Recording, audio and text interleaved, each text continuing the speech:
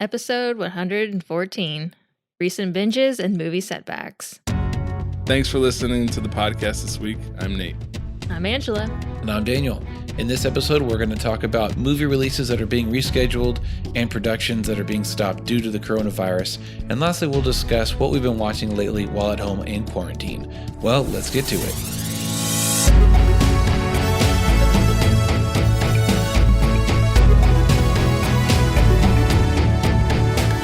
Welcome to the Visionary Variety Podcast, where we cover cool stuff like photo, video, film, books, and technology. So switch on your brain and enjoy the show.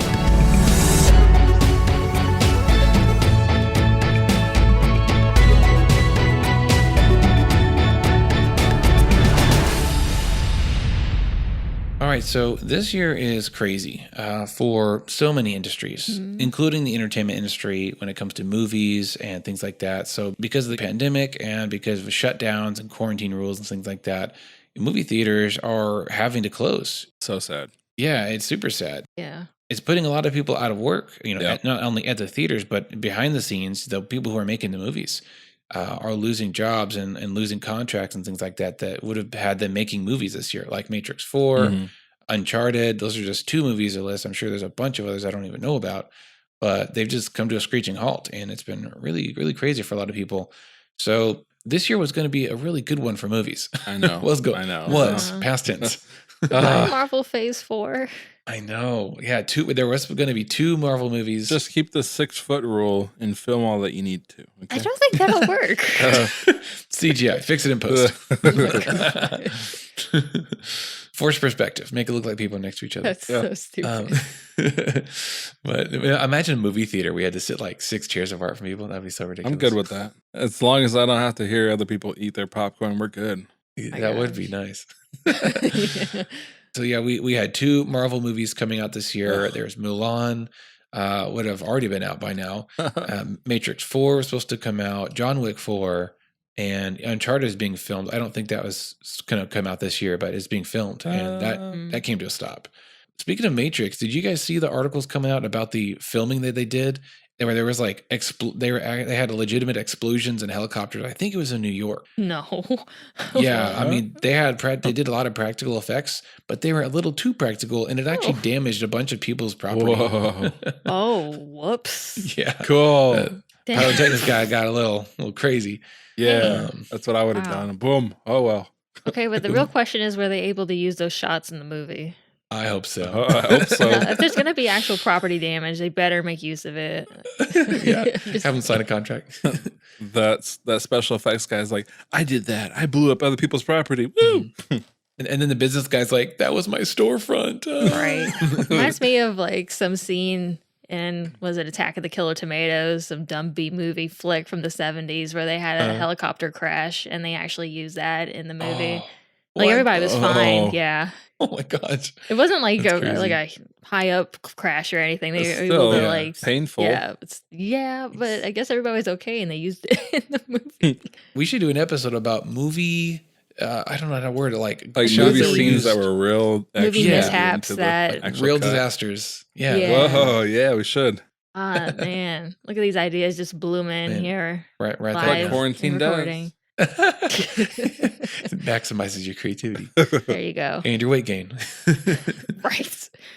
Maybe there's a correlation. Yeah. Black Widow was supposed to come out in late May, and they moved it to November. So it's going to get a movie release, assuming things don't get crazier, which could definitely happen. Hope not. Knows. And interesting because November 6th was the date for the Eternals. So they're kind of just keeping the dates all the same. Which maybe that's just for memory's sake. Yeah. And they're just shifting everything back one by one movie. Seems like. Yeah. Like half a year just gets shifted down. I'm like, man, Phase 4 is supposed to end in like 2021 and now it's going to be 2022 and stuff. Yeah. Like, Black Panther, Captain Marvel 2, and Thor Love and Thunder, 2022. Man, Two there's going to be years. so much money spent when these movies come out. Oh, man. So they're probably going to have to push back. Yeah, they're going to have to push back all the Disney Plus shows and everything too. No. Yeah. Filming. Yeah. I wonder how weekly shows and like show productions happening because they can't record shows that will be happening weekly. I just put 2 and 2 together. We got to wait to see The Mandalorian. Nah. Nope. Yeah. It'd be cool if they filmed most of it already, but They I may be doubt done. Who knows? I don't know. I hope so. I mean, it's just him for most of the shots. Just shoot him. Put your helmet on. Don't undo your helmet, please. Keep 2 cameramen far apart. Yeah, right. That's all you need. Baby Yoda is a puppet in CGI. So There you go. Yeah, he ain't real. He's fine. One of my thoughts was when I learned that they were still doing movie releases for a lot of these, but just pushing them way back or stopping them indefinitely with certain movies. Yeah. I kind of wish they would find a way to do an online viewing. Like you would pay maybe $10 or I don't know, like you would at a theater to rent it online from just like the Disney website. So you don't have to have Disney Plus or whatever other companies are doing these movies. Like I wish they would do that because I feel like they want to make maximum money, and in their system, the theaters, I guess, is maximum money, right? Yeah. But I don't know. I feel like people are at home watching stuff more than ever, and that would be a good. I think I like that idea. I think they should do that, and then I think they should also release it in the theaters so we can go watch it in the theaters. What do you think, Angela? I get the risk involved, and that why they'd be very hesitant to try that. Because one, I mean, nothing like that has ever been done before that I know of. So without any sort of data to try to figure out if it would be profitable enough for them or not, I can see why they would just rather push back the movie to a regular theater release because they know they'll make millions back from that. Yeah, they're just sticking with what they know, how the system works. Yeah, so but it makes us wait longer. I know it's lame, but therefore I must complain. They're guaranteeing more money in their pocket in the future. I don't know. I'm just imagining, like, what if they had the release date? Well, I think it was for Black Widow was like May 29th. So like, what if they like put it online available at like, I don't know, 8 p.m. on May 29th, and you can go to like Disney.com and it's like right there. You pay $8 or $10 and boom, you can watch it at home. It would get like screen recorders and all that. So I can see why they wouldn't want to do that. More piratable. I didn't think about that. Yeah, I just now thought of that. So yeah, that makes sense why they won't want to do that now. Think of like a grocery store. They're used to a normal flow. They're not used to everybody showing up at once. Hence the reason we're out of toilet paper. But so Disney on the digital side, they're used to a flow of people getting in like rhythms. I don't think if you did a release like that, I think they might freak it out a little bit if everybody showed up and they're like, hey, I'm ready to watch, and poof, Disney down. So many web services are down right now because of the crazy. I mean, you can even see it on YouTube. Yeah. Like I remember YouTube and Netflix was like lowering the quality of some of the streams just because everybody was on at the same time and it couldn't handle streaming it like 4K to everybody at once. Oh no. So. Like the unemployment office is now hiring. Oh, I know. Yeah, exactly. You cannot call them. It will be a business signal indefinitely. For real. Same thing, basically. Craziness. So let's talk about some of the movies that have been pushed back. Mulan was going to come out in March, or would have come out in March. Cool. I really want to see that. Now it's coming out July 24th. That's pretty soon. I know. That's pretty optimistic. Fingers crossed. We'll see about that. Yeah. But Black Widow, like we said, was May 29th, pushed back to November 6th. Woohoo. Eternals is now going to come out in February of next year. Shang-Chi is going to come out on May 7th. And then we've got Black Panther May 8th, the day after. That's that's the year after. 2022 is Black Panther. No. I know. There's a huge gap there. Like the second half of next year is empty. I don't know if they'll fill that with something.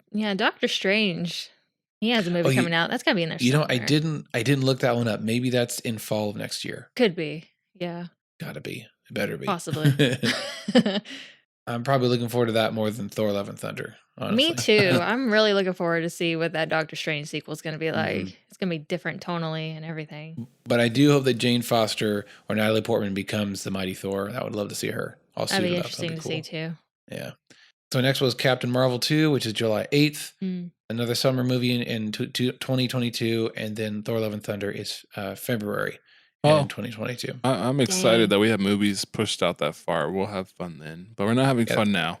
No. Isn't it kind of weird to think that this is going to be potentially the summer without any blockbusters to go see? No. That's so weird. That is really weird. That's going to hurt the movie industry big time because that's where a lot of money's made. Yeah, but I guess at least they're not spending money on projects right now. They're just kind of sitting on their cash right now, just waiting to be able to get back to work. So it's not too bad. It's crazy to think Episode 9 Star Wars came out and then like weeks later it's like safe. They're like, oh thank God. couldn't handle the world couldn't handle that ending. No, imploding on itself. No, the end of the saga, and then we have to push back. No. The Rise of Skywalker was in the theaters for a long freaking time, like 3 months. Yeah, was it? Crazy. Oh man, I didn't know that. Yeah, our church is now was renting a movie theater for our Sunday services. Oh yeah. And so, I was at church, I don't know when it was, like mid or early March, and it was still there. I was like, dang, that's crazy. It's doing right in the wave. I guess as long as it's making money, yeah. Like, let's keep it around as long as we can. So let's talk about what we've been watching at home, because we've probably have a little more free time than we did before, or nothing else to do in the evenings. So we're home. Yeah. Hopefully you're home. Follow the rules. Better be home. Better be home. Don't be part of the problem. And we're watching stuff, maybe some new stuff. So let's talk about what we've been watching lately. Angela, why don't you start? What have you been watching lately? Does watching myself play Animal Crossing count? Because that is by far what I've been doing the most of right now. Okay, I know nothing of this game. What is it? Why is it such a big deal? Well, it's such a big deal right now because it's a life simulator kind of game. This is not a good comparison, but like The Sims, like everybody knows The Sims, and that you take control of a person, you build your house up and stuff to have a job. Mm-hmm. Well, Animal Crossing is not quite like that, but you are a person, you have your own house, you customize your house the way you want it to. But in this new game, you're starting out on a deserted island. You're basically working up from nothing. You're controlling like where you live exactly and where all your villagers are going to live and where some major buildings in your village are going to be, like your museum and your clothing store and stuff like that. So this game has like a ton of customization. How like you can SimCity. Yeah, kind of, except on a much smaller level. Okay. You can kind of customize where everything's going to be. You can make your own paths, have like little landmarks around. Just a lot of little things like that. It's just very chill game, and it's something that everybody is loving to have at this point in time where you can't go out and see friends. Escape. It's a very nice escape into an open free world without a virus. Exactly. And you can bring in friends to your island. You can go to theirs. Nice. You all can run around and do stuff together. So that makes it a lot of fun. What are the challenges in the game? Like, what are the? There's not like any set challenges. There are little objectives that you can do throughout the day. Like sometimes they'll be like, hey, catch so many fish and you'll get a reward, or catch so many bugs, you'll get a reward. And as you like catch things in the game, you can sell them to make a lot of money. And as you make money, you can upgrade your house and get more rooms and buy more stuff. And people just like to customize their house themselves. Stuff. Yeah, exactly. It's just throwing money into a lot of customization things and making things how you want them to be. It's a lot of fun. People love games like that. Mm-hmm. It's cool to see what some people do. Anything else you've been playing or watching? As for playing, no, that's basically taken a hold of my life for the last 2 weeks, and I have been okay with that. I just recently, today, in the last 24 hours, actually, watched Tiger King on Netflix because everybody has been. Carol Baskins. Oh my gosh. Oh man, that quality entertainment right there. It's something. It is one of the biggest train wrecks I've ever seen in my life. Oh man.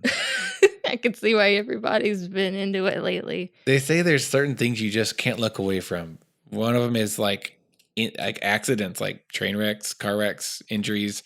The other is like someone that's really beautiful, and and then there's Tiger King. You just can't look away from it. My gosh, it's the biggest redneck mess I've ever seen in my life.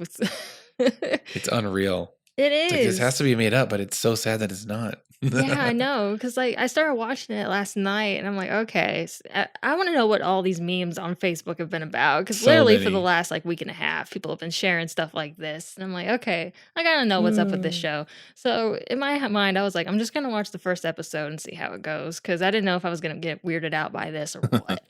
Yes, you will. And 24 hours later, I've watched the whole thing. My gosh. Oh gosh. I'm concerned because I haven't seen this thing. Everybody's like, oh my gosh, I don't know what I just watched. I'm like, I don't know if you would like it, but you could give it a shot and see how you feel. It's a trip. It is a trip. It is. I have heard some hearsay that not everyone in Oklahoma is like the people on that show. I don't know. I find it hard. I've heard. I don't know if it's true or not. I don't know if I should watch it because I have family in Oklahoma, and I'm like, I'll be walking around and be like, do you have a lion? Okay. Yeah.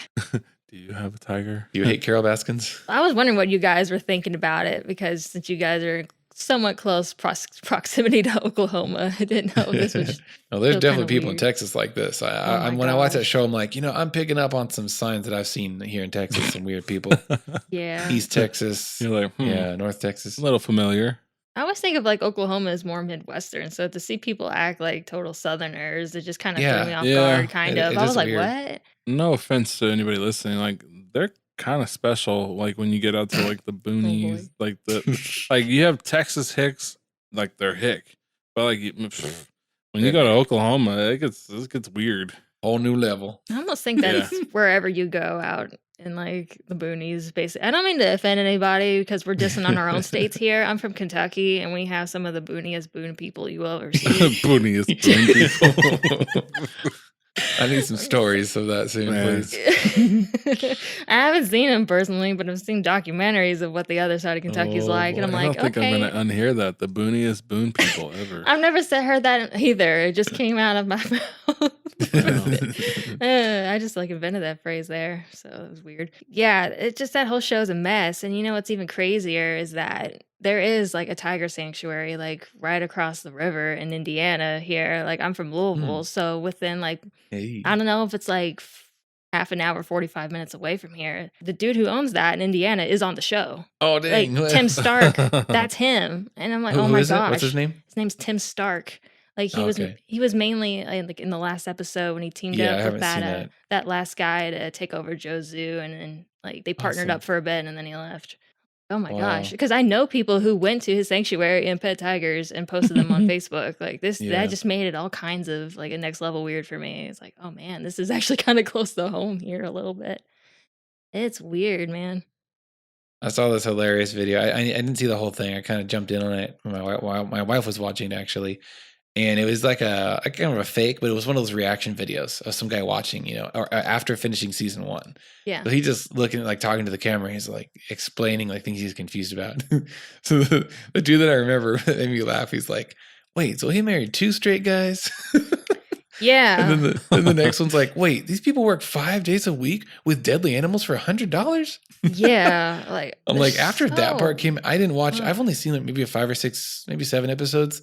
But when he said that they got paid $100 a week, I'm like, okay. Yeah, I know. That's ridiculous. I mean, a lot of it was because he would hire people that were homeless or drug addicts. That's true. That's true. Yeah, they had nowhere to go. So he basically gave them food and shelter and basically slaves for him after that. Oh. And termination sounds like a bad deal on that part. You're terminated. Yeah. Bye-bye. Kitty eat you. Oh my gosh. Yeah, from what I learned from that show is basically almost everybody who has one of these big cat sanctuaries is like a murderer, a polygamist, or just a drug addict. I'm like, oh gosh. Wow, okay. Some weird culture going on. It really is. Strange. I know, I never But they love their kitties. They do, but I don't know, man. Or they start out loving their kitties and they just turn them into cash cows, basically. Get into crazy stuff. Yeah, right.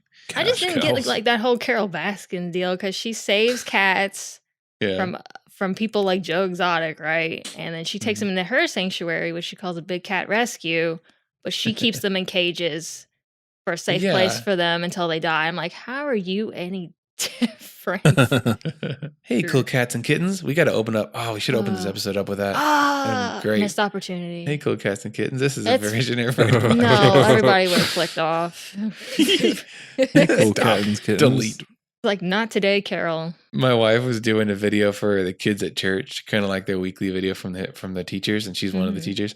So after we did it, she's like, "Oh, I should have started with that. That'd have been so funny for the parents." Oh my lord! The kids wouldn't get it, but you get a call from your pastor as a Zoom call. We need to talk. Okay, we're gonna need you to not. Yeah, we're gonna need you to not. Oh my god! Oh boy. That's good. Isn't it crazy how it's been Netflix's one of its most popular shows that it's ever had on the website now? I think it said within the first 10 days of it being out, 34 million people have watched it. Good grief. That's crazy. Did it beat Stranger Things? No. Yeah. And Mandalorian? I don't know. I don't think so. It didn't say it was its most popular show. So it was just I don't giving think you a so. graph on like 10 days how many people saw it. Wow. Yeah, that's crazy. It makes me wonder how well it would have done if the coronavirus didn't play a part in it with everybody being stuck Probably at not. home.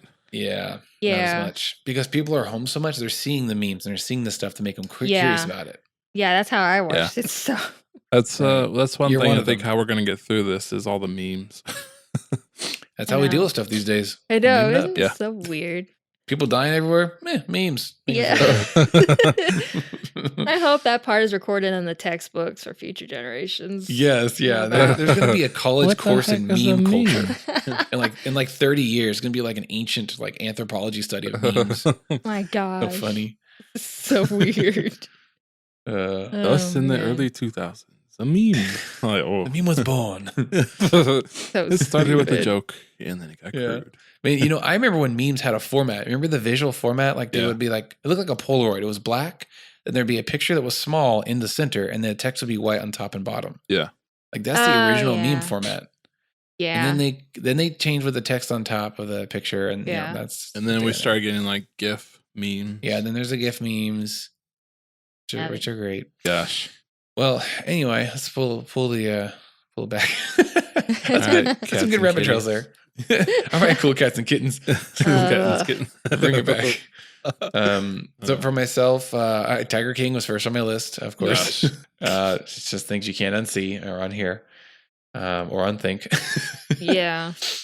So that show, my wife has been, I've been impressed with my wife. She's been watching nerdy stuff of her own volition. I have not forced her to watch anything geeky.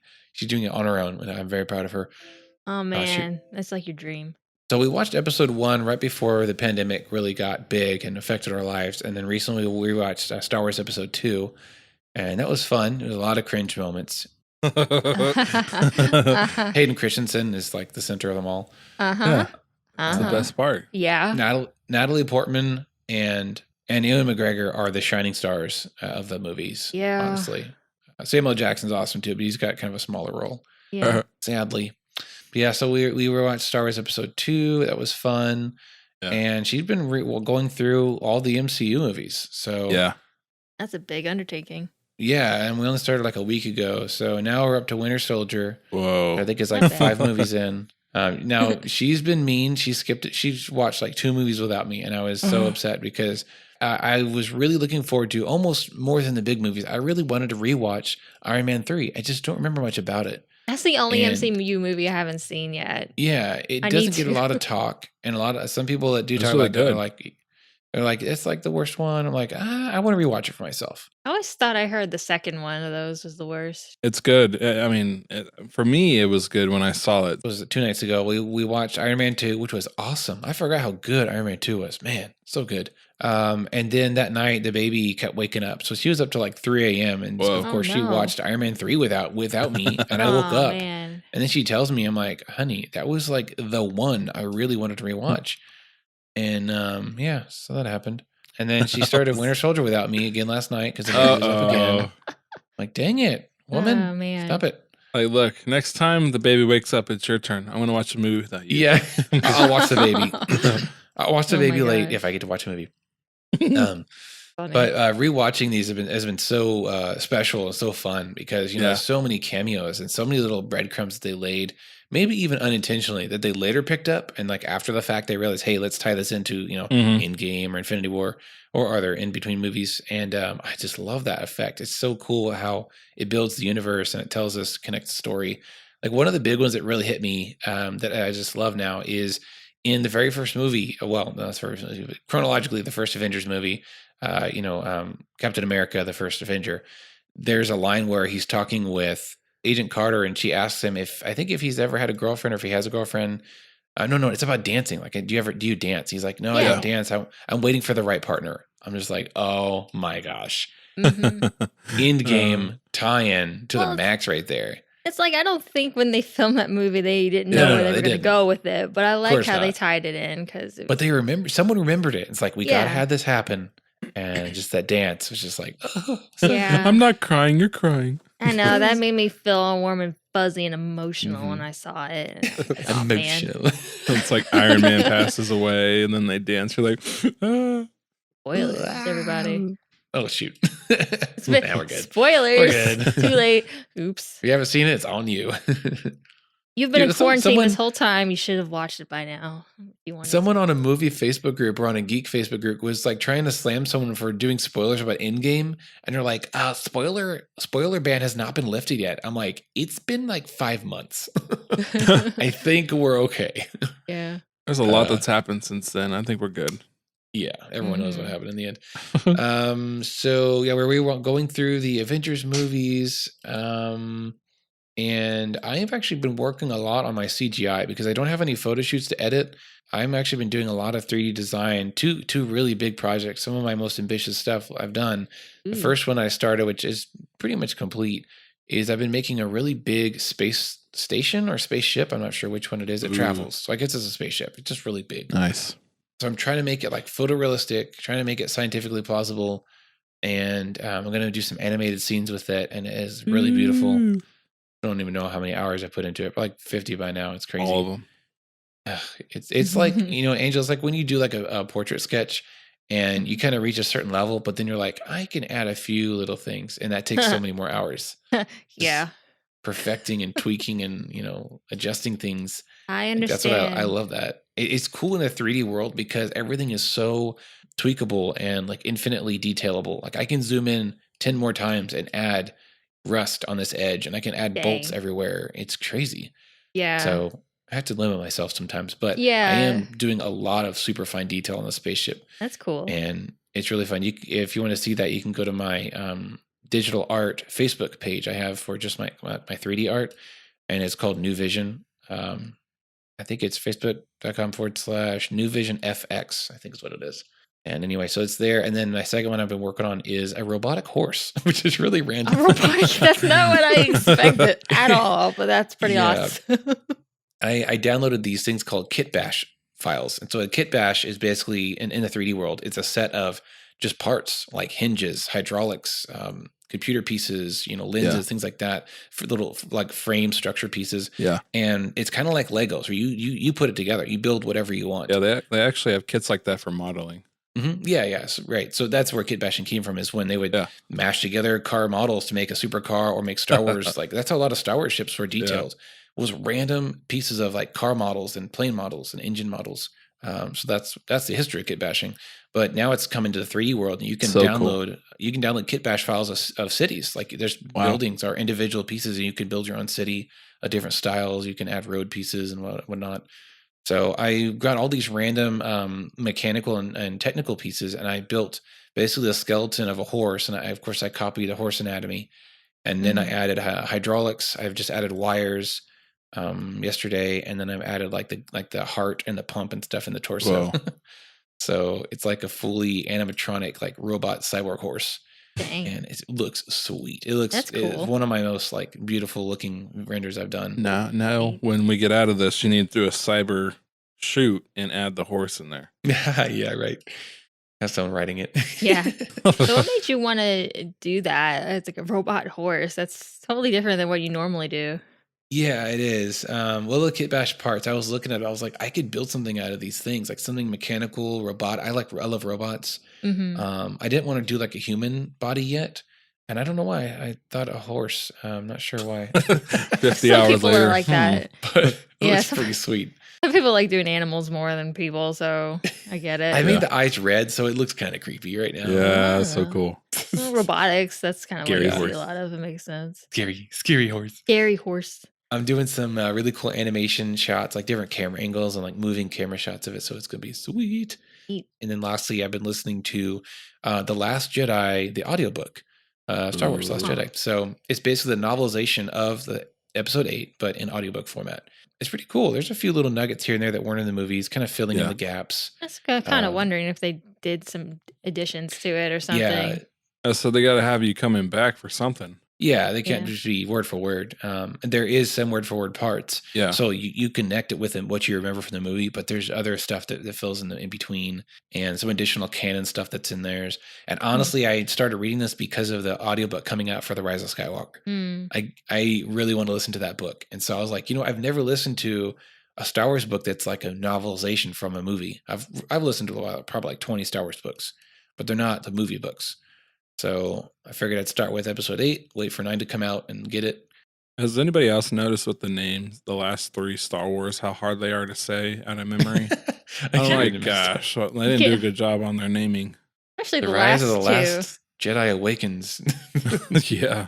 I know. I keep forgetting it's not the Last Skywalker. It's the Rise of Skywalker because you keep mixing up with the Last Jedi. And oh my gosh. The Jedi Rises. The Rise of the Jedi. 1, 2, 3, 4, 5, Jedi Awakened. 6 have like very unique names. Yeah. And then we get to like 7 and 9. They're like, just hurry up and finish it. Hurry up. I call them by the episode numbers, honestly. Yeah. Me too, because I forget.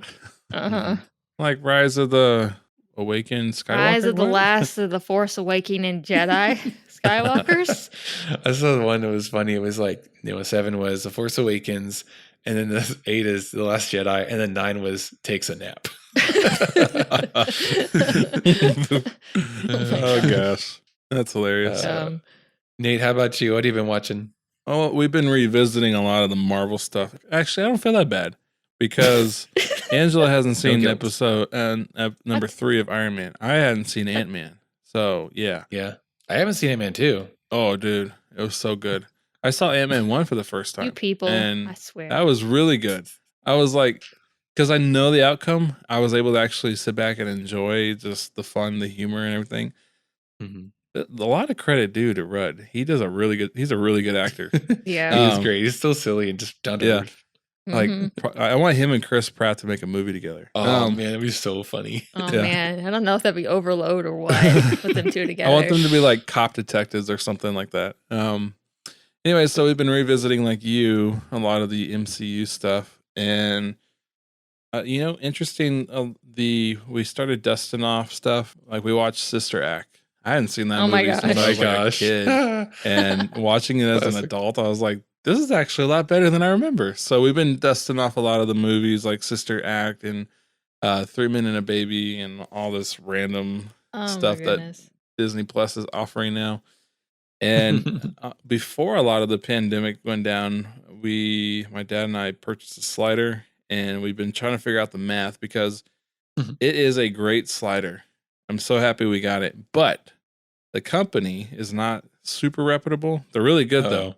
So when a lot of people do their math and stuff to help out other photographers for their time lapse and stuff, they're doing the calculation off of like $600 and $700, $800 sliders that are a little bit better. So it's been fun. There's been a learning curve. So we actually have been grafting and putting on paper and laminating it and putting it in the bag. So we share that online with the other buyers. I will. Yeah. We're trying to fine tune and understand what's happening. And so it's been fun. We've been problem solving. And of course, the outcome's always really nice to see. But when we tell it to do something and it's doing a little bit more, a little bit less, we're trying to figure out why is it doing that. So fine tuning is fun. For our non-videography people listening, what the heck is the slider? It's like a burger slider. You put cheese. Well, sliders started back in like early Hollywood where they put two railings along the ground and giant wheels with a camera operator, and you can still see them today. They still use them all the time. But more and more, it's more like a wagon now that they're pushing. It still caught on. People started adding like sliders. So 2 rails basically with wheels on them and a plate. You just go left and right. Kind of standard. Has evolved. They put little motors on them and has evolved from that. Motors with motion control. So you can set a subject in the middle and go from point A to point B left and right and set the subject in the middle. So if I was interviewing somebody on the left, frame it, move to the right, frame it, and then it'd be this long loop, a continuous loop of the framing in the middle, but the background's moving. So it's kind of giving that, I think it's called parallax kind of feel. Yeah. I don't know. Anyways, kind of make it a boring scene a little bit better. So sliders have been used for video and also for time-lapse photography, like astrophotography time, and just having something move in the foreground. But we've been using it for star capturing because before the pandemic, we were going to go do Milky Way shots, but so that's been postponed. But anybody else been doing a lot of cleaning? I feel like I've been cleaning a lot. Well, now that I got all 4 kids home, yeah, we have to. We'll drown. Oh man. So drowning in toys. Yeah. I'm not to brag, but with what I do, I'm still essential. So my day's kind of the same in the morning half, but like from the afternoon, evening, I'm like, oh gosh, like more movies and more cleaning. Woo. Lots of food. Yeah, if I wasn't so busy like maintaining kids from not murdering each other and trying to teach them school stuff, so far I've been doing good. There've been a few attempts though. Oh man. A few assassination attempts in the bedroom. They're not looking now like go. So if I weren't so busy with that, I would definitely try and use this time for education. You know, that's one of the best things you can do. If you're a photographer, videographer, a creative person in general, if you have like a trade, you know, find free lessons online. There's so many companies and providers that are doing like free trials of software, free tutorials, free lessons, free all kinds of stuff. There's Masterclass. They're doing like free trials and stuff. I was like, ooh. That's cool. Dude, that's some high quality stuff. That's like the perfect blend of an audiobook and a podcast, but like legitimate material, you know, professional, industry standard stuff. And you can check out the Annie Leibovitz's Masterclass. I bet there's some cool drawing ones on there too. Be interesting to see what they have for art. So yeah, I wish I could take more of this time and do some education and some investing in my business. I just haven't had. I've had less free time. Interesting, huh? Yeah, it's weird. It's backwards for me. I have less free time now that I'm at home. Because my normal work day is I'm an on-call technician for an ATM company, a very large ATM company. So when I'm on call, I'm not allowed to be at home during, with the exception of now. So before the quarantine, before the world ended, I'd be sitting at Starbucks for sometimes 8 hours. If there was no calls, I'd be there for my whole shift, doing all kinds of stuff, marketing, learning, education, investing in my own business and making stuff until I get a call or an email. Then I go and do my job. And I come back.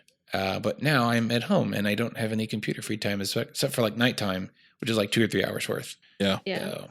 It's interesting. I was talking to somebody. I was like, why do I feel more busy in this time than I did before?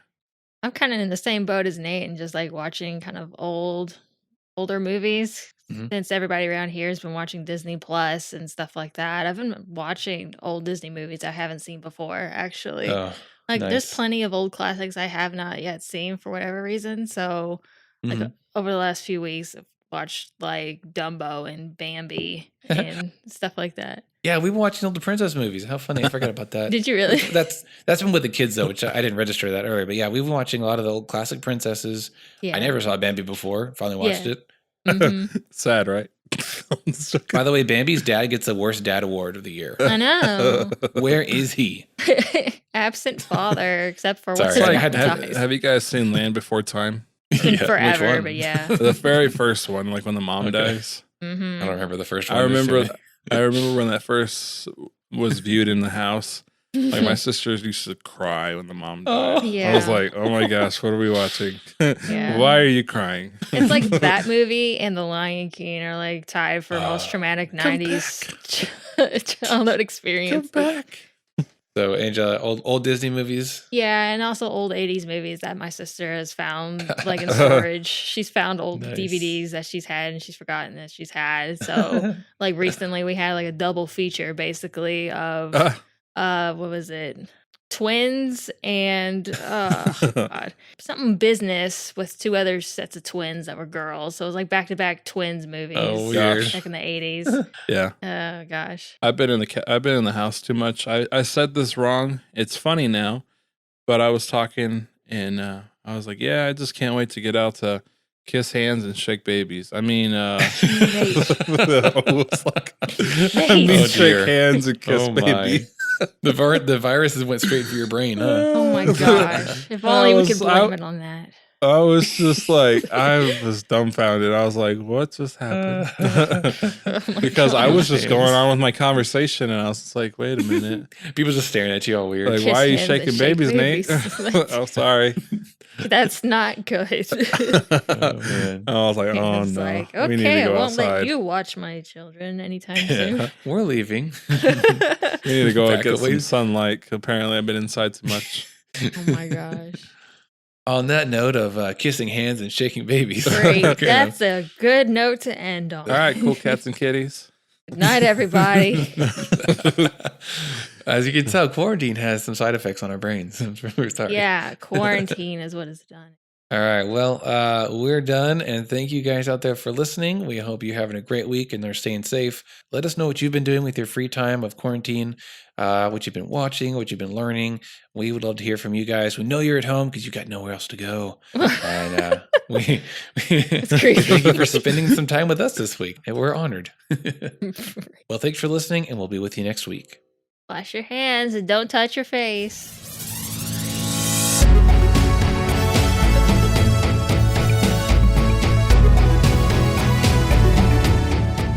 If you like this show, be sure to subscribe on your favorite podcast app. You can also find our previous episodes there and listen whenever you want. We love to hear from our listeners, so if you have any comments or suggestions for future episodes, you can reach us at tvvpodcast@gmail.com. Thanks for listening and have a great week.